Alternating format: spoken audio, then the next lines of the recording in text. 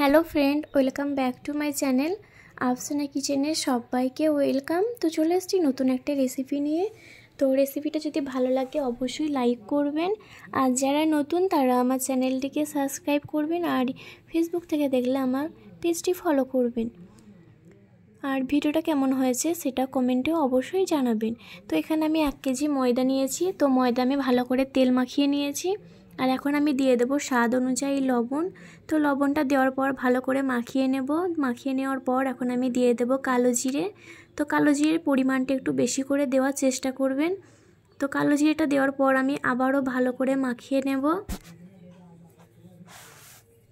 তো এই ময়দাটা যত বেশি সময় নিয়ে মাখিয়ে নেবেন তত বেশি ভালো হবে। তো তারপর আমি দিয়ে দিলাম এলাচ থেতো করে।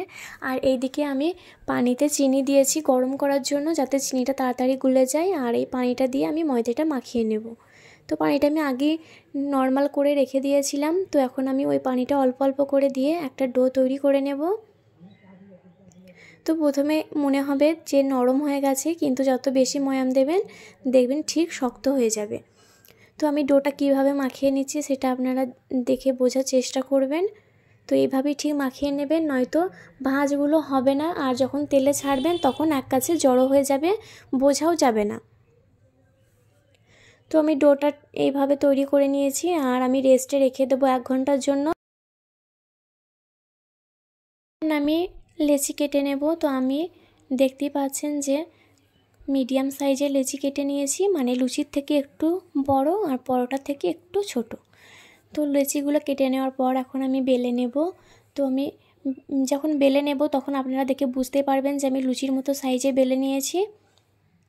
তো বেশি পাতলা করার দরকার নেই, আবার বেশি মোটা করে বেলারও দরকার নেই, ঠিক মিডিয়াম সাইজের বেললেই হবে।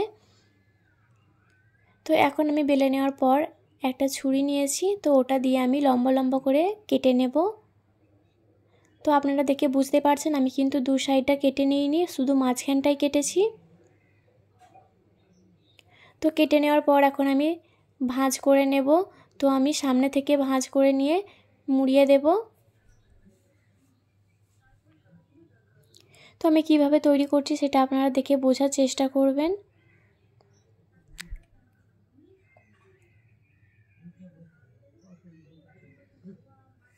তো এই যে আমার একটা রেডি হয়ে গেল। তো এইভাবে আমি বাকি সবগুলো তৈরি করে নেব। আর আপনাদের সুবিধার জন্য আমি আরও একটা তৈরি করে দেখিয়ে দেব।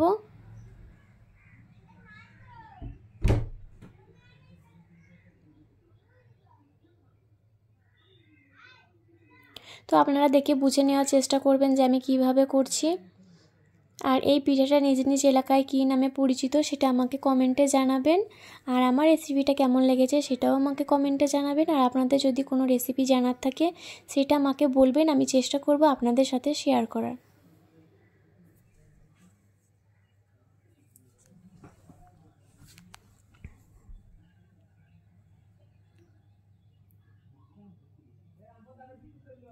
তো এইভাবে আমি সবগুলো তৈরি করে নিয়েছি।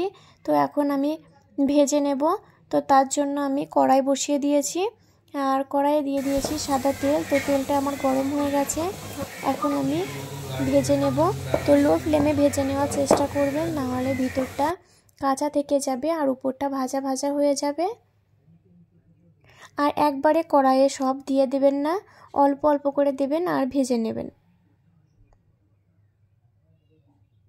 তো ভিডিওটা যদি ভালো লাগে অবশ্যই লাইক করবেন, আমার পাশে থাকবেন। ভালো থাকবেন সবাই, আল্লাহ হাফেজ।